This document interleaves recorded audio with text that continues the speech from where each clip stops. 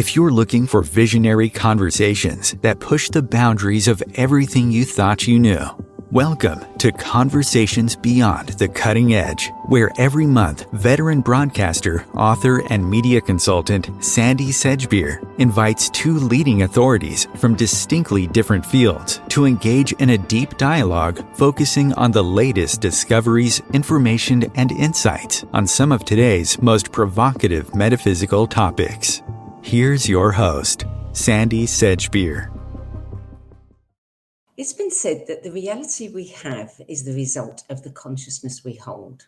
As we observe our current reality with war, famine, genocide, and geological and geopolitical upheaval ruling the headlines, it's clear that humanity is at a major turning point of transformation in how life is experienced on planet Earth. With so many deep-seated, intersecting crises converging, it's all too easy to get lost in the avalanche of bad news and view all the crumbling structures as evidence that we're losing the game. But don't be fooled.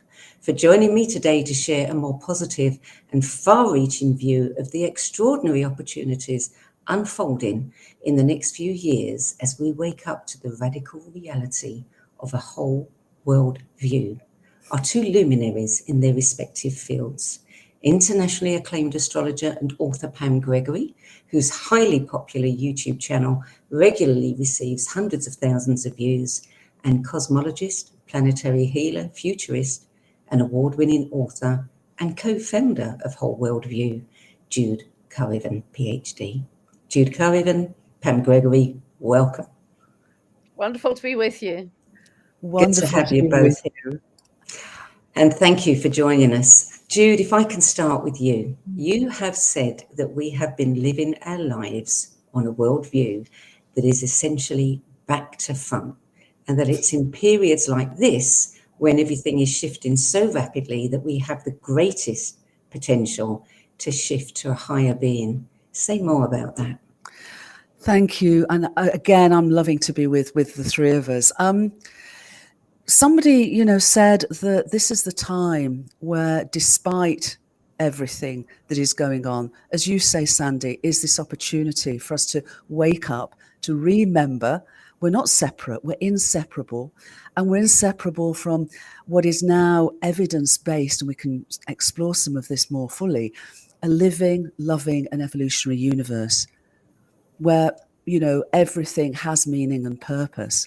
And so in that respect, I would actually say, rather than despite all the turmoil, I think it's because of the turmoil that we've come to this time, because enough is enough. And perhaps if it wasn't as turbulent, I know Pam will speak more to this, but if it wasn't as turbulent as it is, Pam, I suspect that we would not be waking up from the dream of separation that's now become a nightmare. So I'll come back later in terms of the evidence-based across all scales of existence and numerous fields of research that can really ground us into what is ancient wisdom and indigenous wisdom, but is now moving forward with the discoveries and breakthroughs of leading edge science into this new perspective and this empowering and I think incredibly exciting opportunity for us as a species and together with our planetary home. So if it's because of and not in spite of, what is driving this? And Pam, I know astrology has a huge role in this, but there are so many components to it. It's easy, for people like me, lay people, to get lost. So can you add anything to that will explain to us what is driving this? Yeah, and it's wonderful to share with you, because I think Jude and I have similar views from very different perspectives, very different modalities and knowledge bases. But it's interesting. I was just talking to some friends yesterday who were sort of feeling the chaos and the overwhelm. And I actually said to them, look, if this wasn't happening, astrologers would be surprised. This is right on time for the astrology. And if we just take one particular piece of astrology, a big piece, which is Pluto moving into Aquarius, if I look back in history because it's got a 248-year cycle, very long cycle, If I look back to the 1200s, the 1500s, the late 1700s, always, as Pluto was moving through those last few degrees of Capricorn in each case, there was a collapse of the old order. There was a challenge to the old power structures. And whether the old power structures were at that point the church or an authoritarian monarchy, it doesn't matter what form they take. In today's world, you might have your own views about governments and corporations, institutions, but anything that is not for the highest good of the people is revealed in terms of corruption. And particularly when Pluto is moving through the last few degrees. And so right on time, Pluto moved back into Aquarius on the 20th of January. It's now entering a 20-year transit, but it will dip back 2nd of September to 19th of November, back into the last degree of Capricorn. And that really is the final kind of wrecking ball, if you like, for the old order. And in every case, and so it's almost an analogy I've used a lot is imagine that you're at a theatre and the theatre scenery is actually starting to collapse and the actors are speaking louder and louder so the audience don't actually notice that the theatre scenery is collapsing. But inevitably there's so much of the astrology that I can talk about at length. I'll keep this simple for now, is that the old order is collapsing and those are the cosmic winds. And it's a shift of power from top-down vertical structures, unequal, elitist, rich people at the top telling poor people at the bottom what to do. The shift of power is going to be to the people. And it won't be handed on a plate. The people have to step into very peacefully into their own sovereignty, into their own sense of self, and really take that opportunity to shift the power back to the people. And, you know, if you like, later in this conversation, I can talk at length, particularly about the French Revolution and what happened to the socio-political and economic structure at that time, 1789 and beyond. But there was a whole shift in the tax system, in the birth of a middle class, new enterprises starting. I mean, it was unknown socially. So the shift of power to the people is inevitable. And it also depends how fully people grasp that opportunity through their own sense of sovereignty, if that makes sense, just to keep it really short. And it's very much a challenge to any abuse of power from a vertical top-down system that is no longer serving us. Sandie, may I respond to that? That was brilliant. Thank Please you. do. Because I'd like to sort of set that, yeah, absolutely, in an even sort of both a wider context and a more intimate context, because what you're describing in astrological terms is essentially an ongoing evolutionary impulse of our entire universe. Yeah. That, you know, our universe exists meaningfully, evolves purposefully from simplicity to ever greater levels of complexity. So it embodies the very laws of physics, embody this incredible relational way, this beautifully, exquisitely fine-tuned way, which embodies this innate impulse to evolve. And of course, our whole universe does so, which means that our solar system does so, our solar family does so, which means our planetary home does so, which means that we do so as part of that ever wider sentience. So although it seems vast, it's also very intimate, because that evolutionary impulse, the big breath, as I talk of our universe, breathes through us in every moment. And what you just said there, Pam, about the late 1700s, I found really interesting, because we see that these are not cycles per se, they're spirals, because they move forward in time. So they embody that ongoing emergence. And going back to the late 1700s, what I particularly found interesting was, although with Pluto moving into Aquarius then, and a whole next step for humanity in the way we organize per se, nonetheless, the science then and the paradigm of science then was still of a mechanistic universe. And that paradigm really didn't shift. And it didn't shift through the 19th century. More and more mechanisms, more and more, you know, less meaning, less purpose, more mechanisms. And that drove the industrial revolutions, and it drove the hierarchies that you're talking to. So now, with Pluto moving into Aquarius on this next spiraling, the hierarchies are dissolving at the same time that the evolutionary impulse is guiding us into that, that personal sovereignty, the me and the we and the all. But the other thing I love is that science is now joining the party and saying that old mechanistic perspective where we'd never be able to have this conversation about the sentience of our solar family and therefore the astrological influence. We could never have had that. We can now, because the emergent cosmology is one of consciousness. So on a very basic level, what you're saying is that we are all part of this incredible, I mean, what is driving this? What is driving the planets? What is behind that imperative to evolve? It is a kind of, it's us. It's all of it together, acting together. Is that correct? It's the whole universe. It's hard to get your head around. It is, and it seems very vast. Yes. To conceive that our universe, literally mind and consciousness, aren't something we have. They're literally what we and the whole world are. But when Pam is doing this amazing work that she does at the solar system level, the solar family level, and perhaps we can even explore moving that out to galactic levels, what this is doing is contextualizing that at the scale of our entire universe.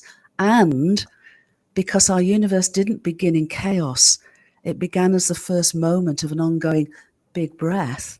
That vast big breath breathes through us with every breath we take. So it's both huge and it's family and it's intimate. And this is what I love about Pam's work, because that bridging of that intimacy and the family, and what I do is also bridge between that intimacy and our family and literally the whole world. So it's very much... Yeah, thank you, Jude. And what I love about Jude's work as well, and I got very excited the first time I heard you say this, Jude, and I've actually quoted you, you've probably heard my video several times, that when you talk about the emergence of matter from plasma, and you talk about the flickering of light that I thought was part of chaos theory, but you said no, it's part of systems theory. If you could talk about that, because I think that would be really helpful for people to understand how we create from the quantum soup, as it were, matter from plasma. Be happy to. Well, first of all, to just have that sense that the appearance of our universe, its energy and its matter, and its space and its time are real, but they're not the underlying nature of reality. Their appearance arises from these deeper levels of cosmic intelligence and causation at every scale, from the most minute to our whole universe. So what we find is that in complex systems, which is what Pam's referring to, whether it's our human collective or an ecosystem or weather pattern, whatever it may be, but for all of that appearance of our world, underlying it are called holotropic attractors. It's a big name for something that's very fundamental and actually simple. Think of a basin, okay? A basin. You can put water into a basin. Well, think of the nature of reality and the appearance of our universe being underpinned by basins of consciousness and relationships and interdependence. Yeah? Yep. And in any basin, if you fill it with water and you sort of stir the water around a bit, okay, the water stays within the basin to a point, and then you stir it faster and it starts to slop over the edge, and then you stir it faster, it's all going all over the place. Well, systems, if they are stable, it's rather like the water in those basins are very, there are very few ripples, there are a few. But the point is, we're at a point now where the underlying basin, that holotropic attractor of our consciousness and what's happening, is slopping over the edge because it's changing so much, it is so turbulent. But what happens in evolution is that as one basin begins to break down because it can no longer hold within its area, other basins start to form. And these other basins are evolutionary. So they actually embody the potential for greater complexity. So just as single cells move to multi-cells, move to us, move to ecosystems, each time in that evolutionary journey, there's been a process where the old has fallen away to enable the new to come forward at a higher level of complexity. But when that's actually happening, when the birth process of that is actually happening, that's what Pam's referring to as flickering. The old is dying, the new is forming, but neither are in stable configurations. And so there's almost a bridging, a flickering into that potential of what is emerging, and then it falls back. It's a bit, I sometimes say it's like me trying to give up chocolate biscuits. You know, there's good intentions. I flicker to say no, and then I flicker back to say, oh, go on, one more. Yeah. But that's the process we're in, and that's why understanding the astrology of these times is so helpful, because it's that intelligence and that evolutionary impulse flowing through our whole solar family that's affecting our own collective and individual psyche as we move through what I think of as the birth canal of a new way of being. So, Wow. how complex can it get? We're only beginning. I mean, I actually feel as a species, Pam, I'd love your view of this as well. I feel as a species, like I remember when I was 4 years old and beginning school, didn't even know how to write, could just about read a little bit, joined up writing. We're at the school gates of the cosmos. It seems to me this is the invitation of our universe to wake up and to remember who we are and who we can evolve to become as co-evolutionary partners, you know, for our beloved planetary home Gaia, with our beloved solar family, and literally with our entire universe, and on a very intimate and personal level. I love what you're saying, Jude, because essentially, as I understand it, you're saying chaos has the greatest potential to make an evolutionary leap, because almost everything is freed up. It has the greatest potentiality of a quantum jump as opposed to just a linear evolution. Absolutely. And Pam, you know, we now know from studies of complex systems that what appears to be chaotic has underlying order. There is an intention flowing through this. You know, the old, it's like shaking out. You know, I can shake my hands, but they're still connected to my body. It's it's like the waves on the surface of the ocean are very turbulent, but the tides within the ocean are moving us forward. Beautiful. So that is then it's incumbent on us as individuals to stay in coherence energetically as far as we are able to aid that whole cosmic process of this evolutionary leap. Because the more we are coherent, we are helping the entire consciousness of the universe. Yes, absolutely. And I love that word. And I don't know, I love words, as I think you both know. And I've been keeping an eye on what words are actually in the field at the moment. What words are people speaking to? And you just said, Pam, coherence. And that is coming forward time and time, more and more now. Because when we're coherent, I want to stress the unity of what we're speaking to, the wholeness of our universe, its innate wholeness and interdependence is not uniform. Its unity is expressed in diversity. So it's rather like the coherence of a piece of music. When everyone is playing their authentic note and we come together, we can co-create some wonderful evolutionary music together. But it does require each of us, as you say, and this is where, again, the astrology is so helpful, to actually embody our own coherence, to be our own authentic note, and from that inner being to express that in the outer doing and come together. And as another dear friend, Chloe Goodchild, talks to sing our hearts out together. Beautiful. Because that's actually the Aquarian energy, recognizing your unique essence more distinctly and clearly, and what is your contribution to the greater whole. That's very Aquarian. And of course, we're going to have that energy very strongly, certainly with Pluto and Aquarius for the next 20 years and ongoing into the age of Aquarius. So yeah, it's really beautiful, and it's very exciting because, as you say, Jude, there are such strong positive cosmic winds helping us in this evolution. And we really have to recognize that via the language of your own work and astrology and say, yeah, we are on it. We are absolutely surfing the waves, and we're going to get higher up the beach this time than we have ever been before. And looking at that with excitement and positivity rather than, you know. I love that. And Sandie, I don't know if you've ever, I'm a terrible surfer, but I'm a great admirer of surfers. And I've sat on beaches and watched surfers and windsurfers a number of Yes. times. And what I love, and I think this again is such wise guidance perhaps for us, is they don't try and hang on to a wave.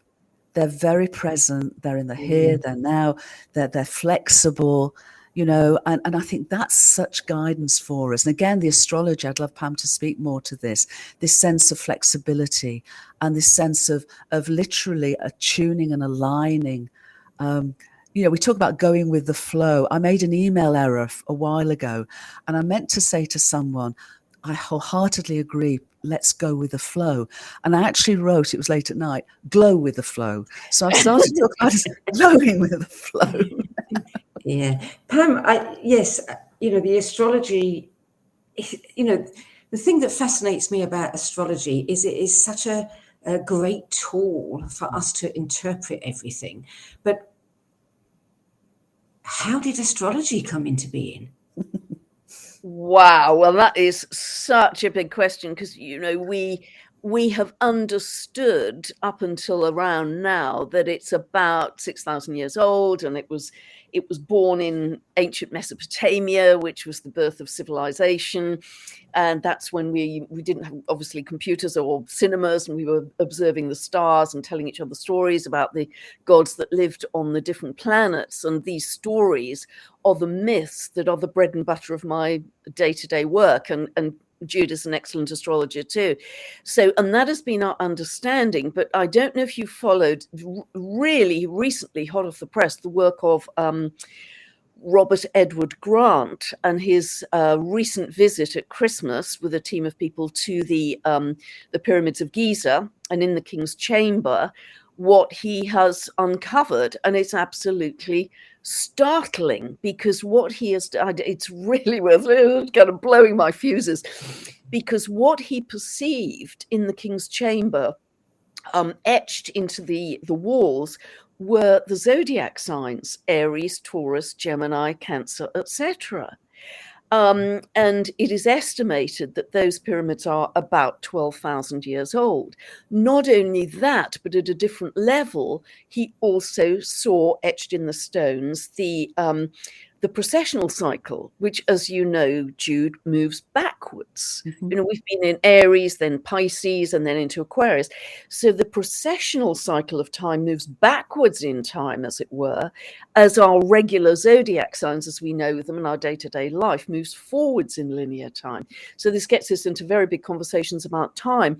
But also, he is really dating, as has perhaps Graham Hancock and Robert Bauval, the fact that these pyramids are about 12,000 years old. So not only are the language wasn't written in Chinese or Spanish, it was written in the constellations in the King's Chamber that seemed very important.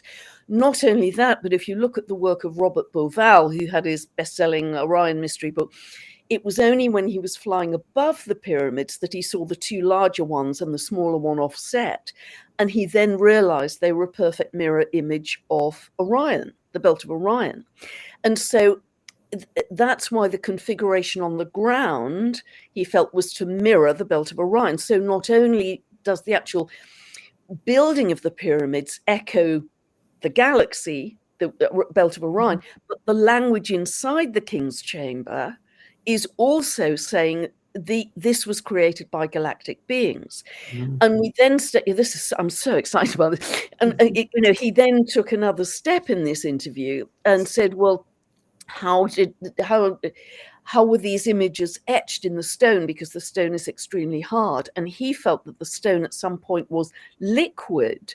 And just like Veda Austin's wonderful work, thought of the constellations was imprinted by thought into the stones when they were liquid. But just last night, I'm so excited, just last night I was listening to an interview with John Stuart Reid, who was a sound scientist. And in 1997, he was talking about being again in the King's Chamber, playing particular sounds.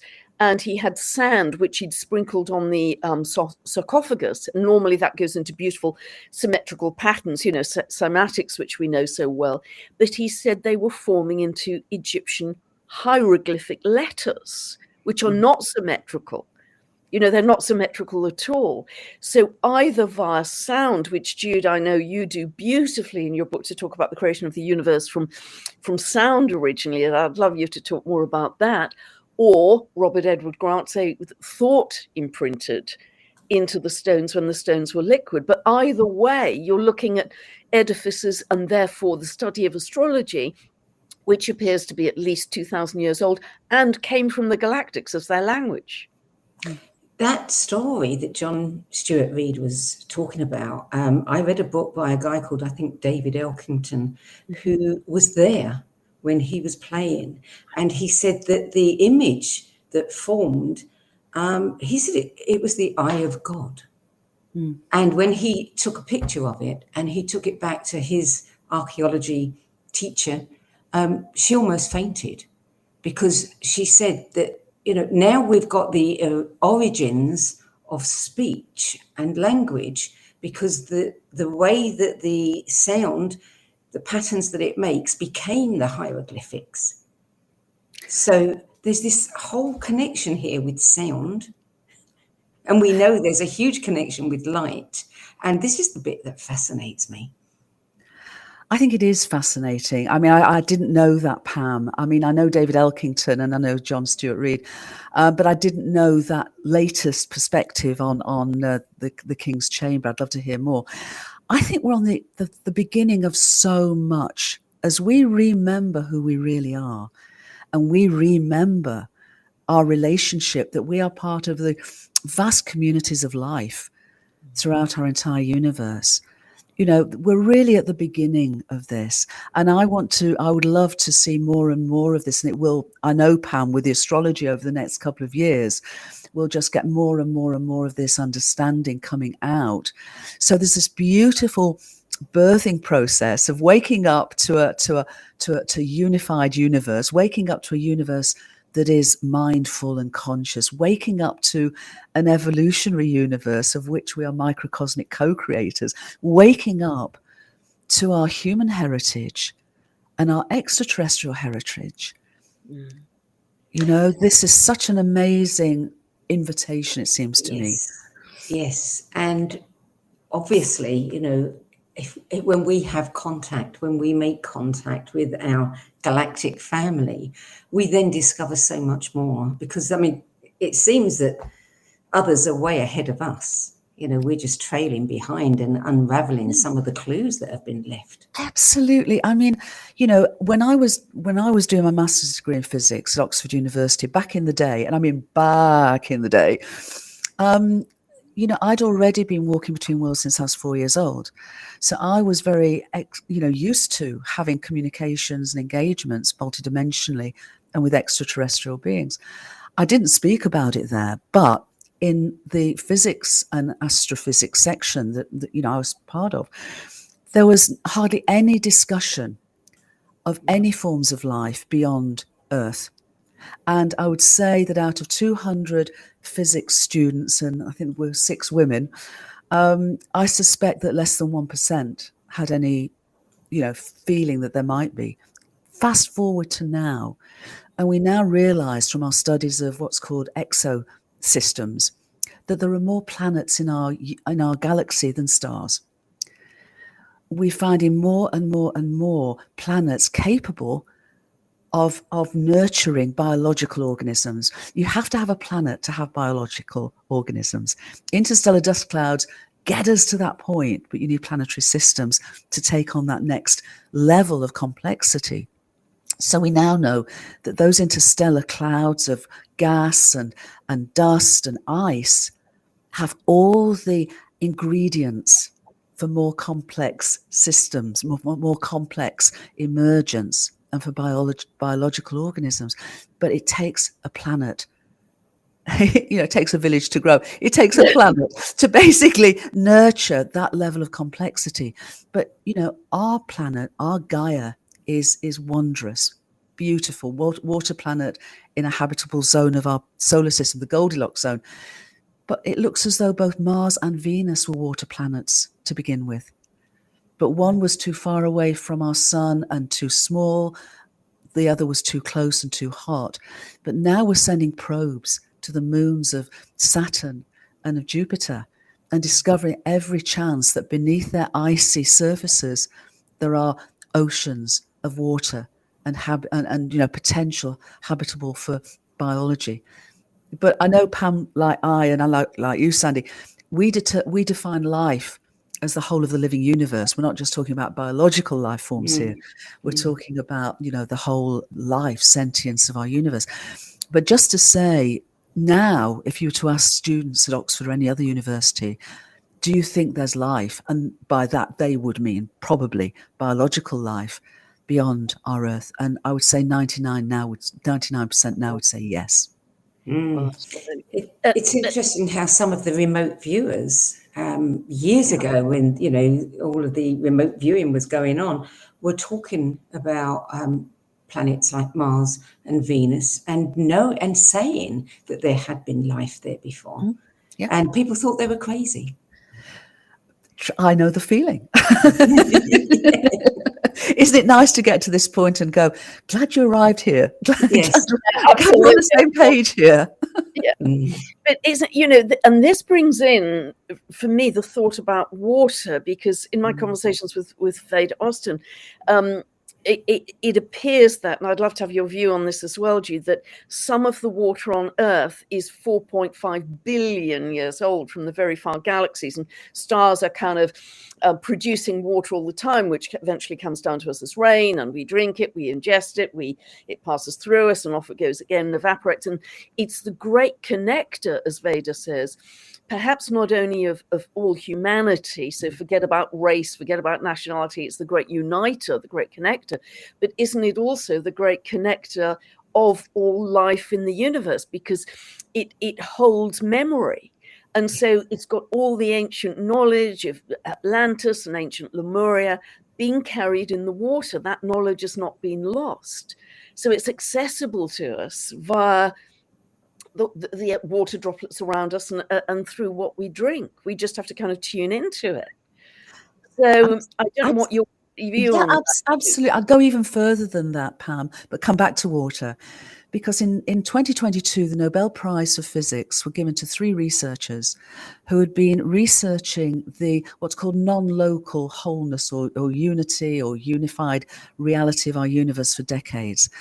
And the idea that our universe as a whole is unified came out at the beginning, not just of ancient wisdom, of course, but came out of the pioneers of quantum physics, because it was realized very early on that if quantum physics was going to work at all, our entire universe had to be non-locally whole.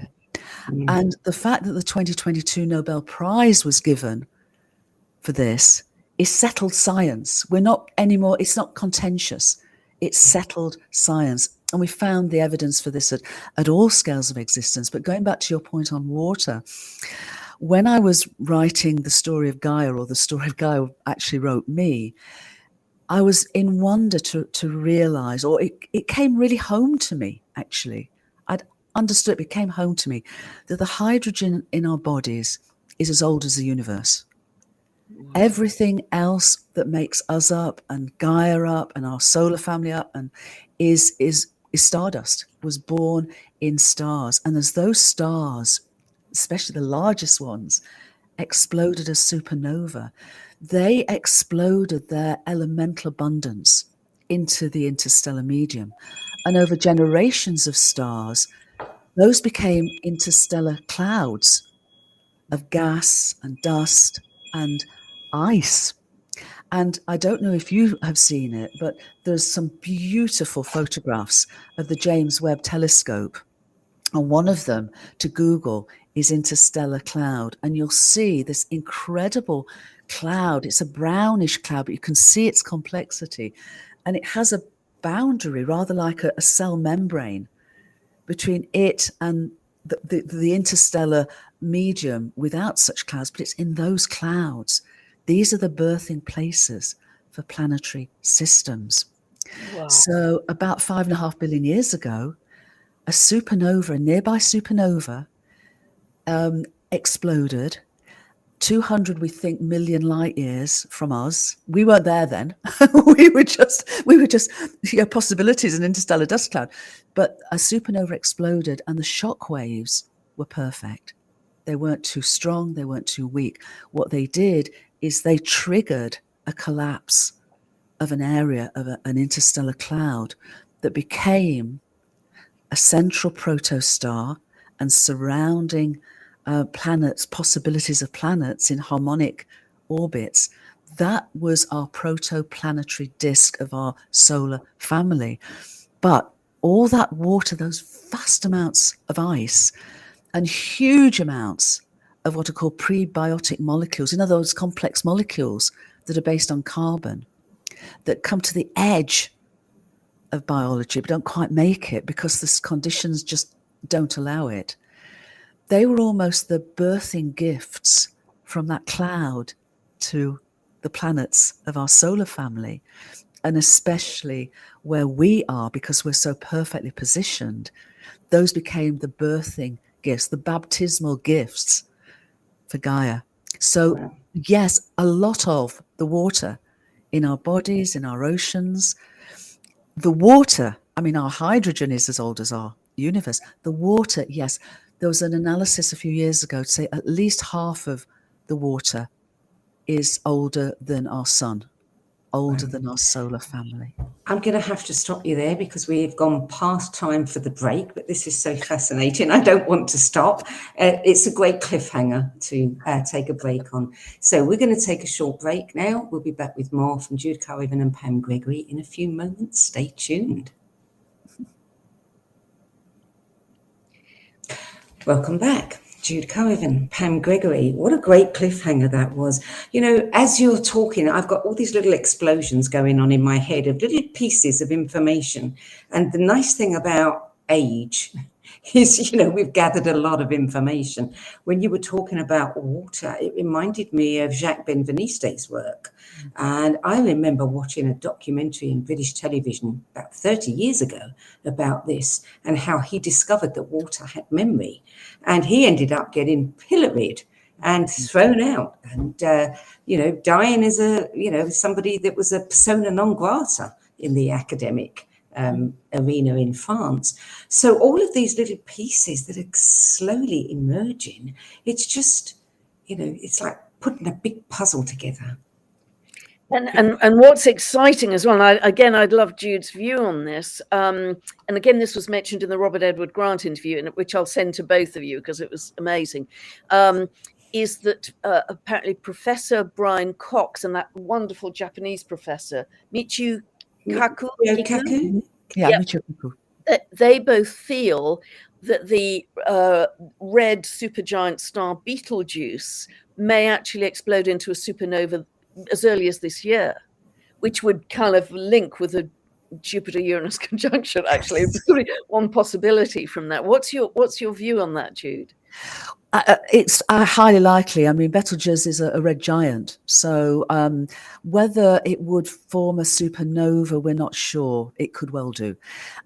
Fortunately, he's far enough away. He's beyond what's called the kill zone, which is just as well.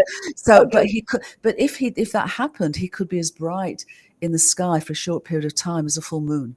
It would be an extraordinary event, you know, cosmological event, and it would be amazing if that correlated with some of these astrological, you know, thresholds that we're all moving through at the moment.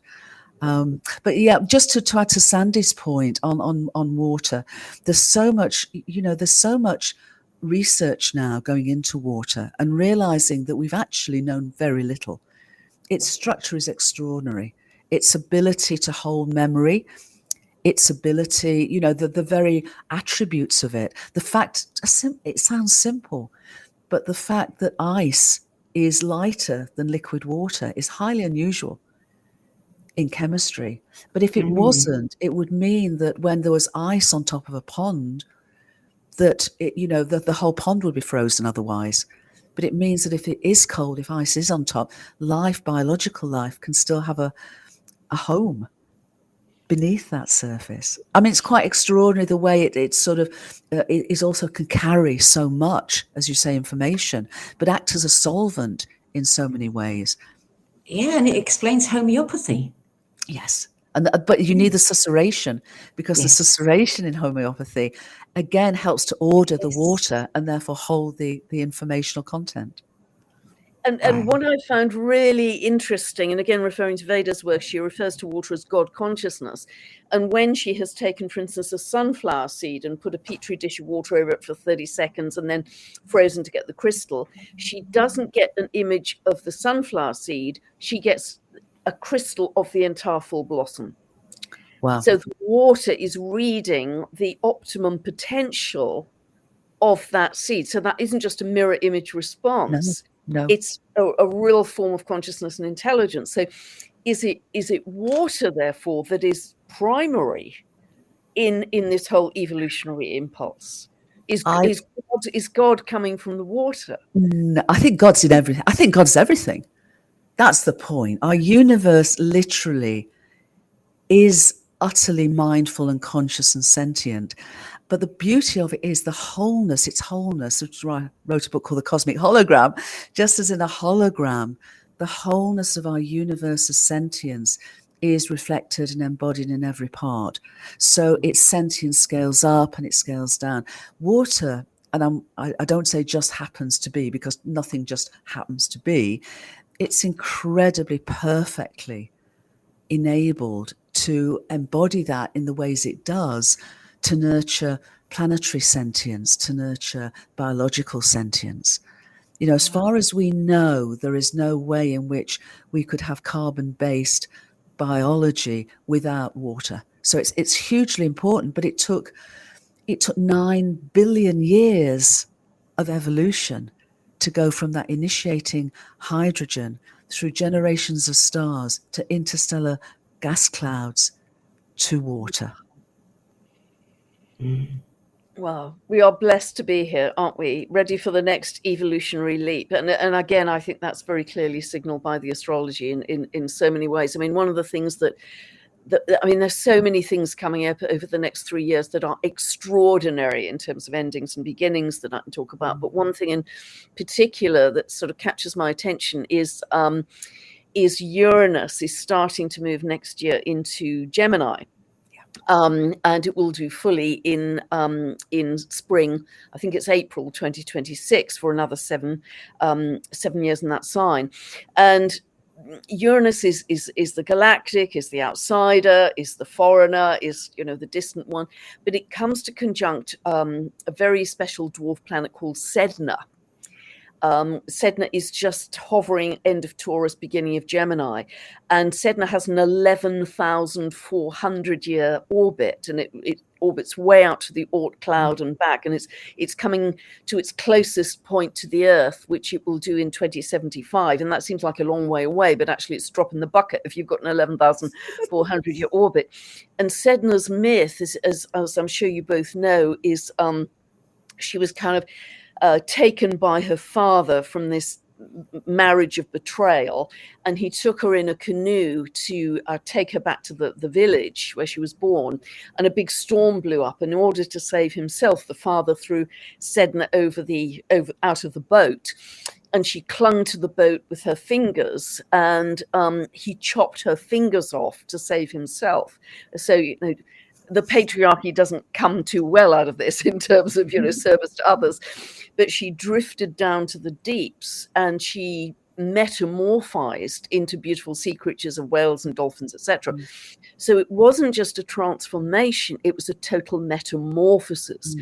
And therefore, when Uranus comes to conjunct Sedna, I think that is, and it starts next year, that is when we are going to really start to have a feeling of our metamorphosis into this new species, which is much more galactically connected than we have been. Does that make sense? I love that. And I've been saying for so long, for us to reframe what's often described as a crisis as a metamorphosis, because this is exactly what Yes. it's feeling like.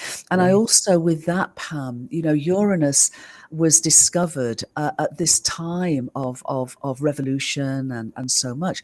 So this, I feel, is a revolution or revolution, weevolution, not just in sort of scientific perspectives of the nature of reality, but in literally who we are, who we remember, who we really are. So it's far more than just, the scientists seeing things in a new way. This is all of us, it seems to me, waking up and remembering and seeing ourselves and our role in the whole world in this beautiful, evolutionary, emergent way. Beautiful. And of course, Uranus is the planet of awakening. Exactly. Awakening, which is so great. And also the fact that, as all astrologers did, anticipated that Pluto moving into Aquarius would bring up some very revolutionary energy, as it did in the late 1700s with the US Revolution, the French Revolution, etc. But looking at Europe with the farmers' revolution, what are they rebelling about? Well, Uranus is in Taurus. So it's the land, the food, the agricultural system. It's so literal. I mean, it couldn't be more literal, but that is going to lead to greater and greater awakening, particularly with the transits coming up this year, to people thinking, boy, I am so much more as a powerful co-creator than what I've been led to believe through many lifetimes. And that's the pivot point that we are at this year. Absolutely. And just going back to what you were saying earlier about Pluto, again, something that's, just been discovered is that, for a long time, astronomers thought Pluto was what they would term a dead world. And what we're now seeing is there's evidence that there is biological life there. We're seeing that even out as far as Pluto, there may be under the icy crust, there may be that emergence of biological life. So I know we'll emphasize that it's a living universe in its entirety, but it's saying that the evolutionary impulse of our entire universe is flowing through in every way it can to continue that journey from simplicity to complexity and individuated self-awareness. So to beginning to discover the possibility, the potential of this on Pluto. And from an astrological perspective, for Pluto, about life and death and rebirth. What a moment to discover the potential of life and rebirth as perfectly orchestrated, isn't it? Yes, it's incredible. It's wonderful. Yeah. And also Pluto in Aquarius, I really see as understanding the mastery of our frequency. That's what we're challenged with, I think, in these times as individuals, that we must really understand, the two jaggedy lines of Aquarius, I very much see in one respect as energy and frequency, and us really getting a grip on what that means and how we move through our days with all of our, negative self-talk and rumbles and jumbles, how we get a grip on that and become conscious of being conscious. And that's our mastery. That's our mastery of how we get in charge of our frequency, and we can change the world for free. Yes, exactly. But how do we do it together? Yes, because again, of course, Aquarius is that me and we and all. Yes, yeah. And it has to be done together. Well, how can it not? I mean, it's an orchestra. You can't have one instrument playing. It doesn't work. And as we look back in history, again, to those historical cycles of Pluto, it has always shifted from Capricorn into Aquarius, from the top-down structures, which are very unequal, to the grassroots up. Communities, collaborations, people coming together and saying, okay, how do we share together? How do we work together to maybe buy land, grow food, whatever it is, sharing ideas, that it's bottom up, it's grassroots up, linking together. And this is where we're headed, I think, and with a much greater understanding of indigenous wisdom, particularly with the discovery of the dwarf planets, the Kuiper Belt objects that hold, I think, much more wisdom for us in a collective sense than we have ever known. Our bread and butter planets have been much more, I think, personality based, much more individually based. But now we are shifting to, almost every single one of them has indigenous wisdom as part of their archetype. And that's what's really exciting.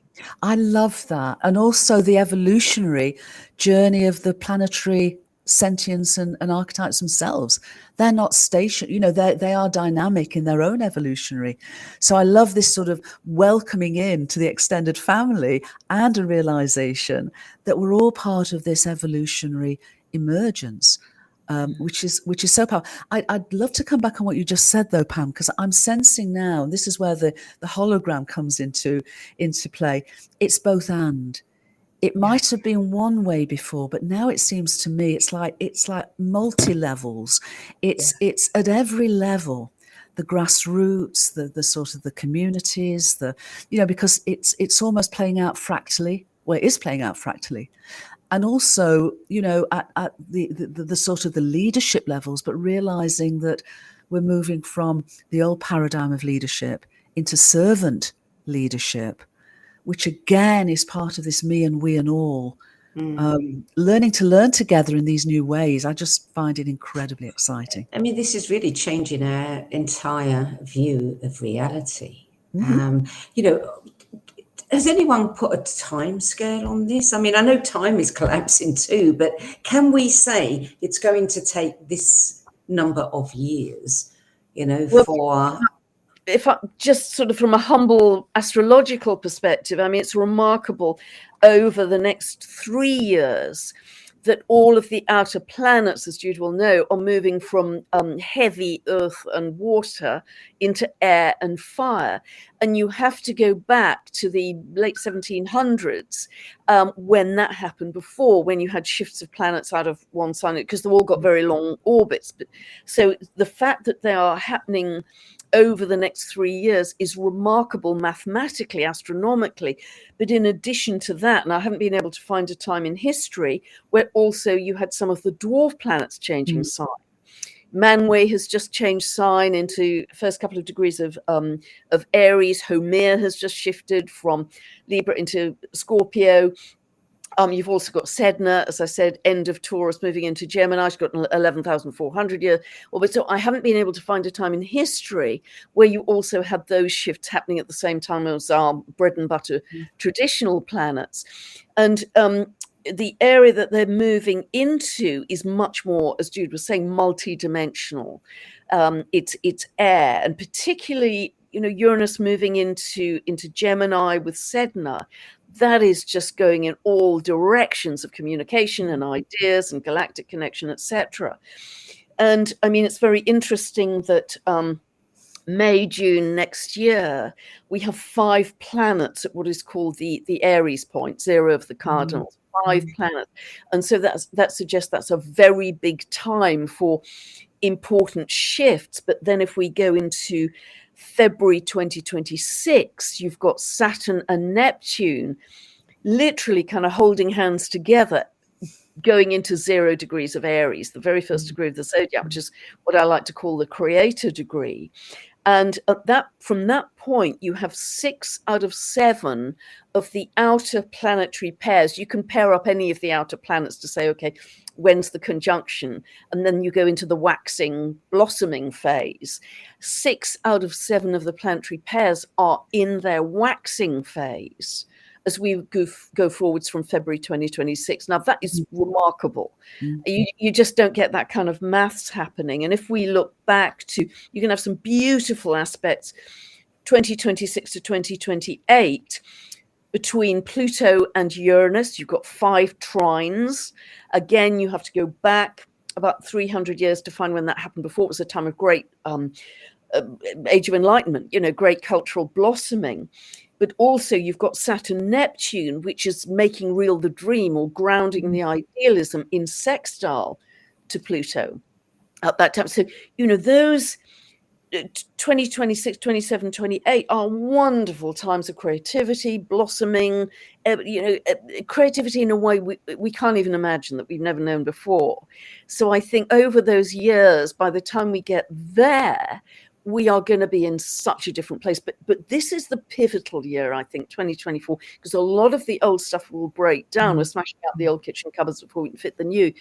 And then as we start to, as I understand it from Heather Ensworth, a good friend and a wonderful astrologer in the US, she is talking about the Kali Yuga cycle, how we leave the Kali Yuga cycle in early 2025. And if you follow the work of Rory Duff, who's a brilliant geobiologist, I don't know if you come across his work, he's well worth one. He has tracked the energy lines of the Earth for many, many years. And he is now saying that by the end of 2024, all of the Earth's energy lines are going to be in harmony for another 200 years of peace.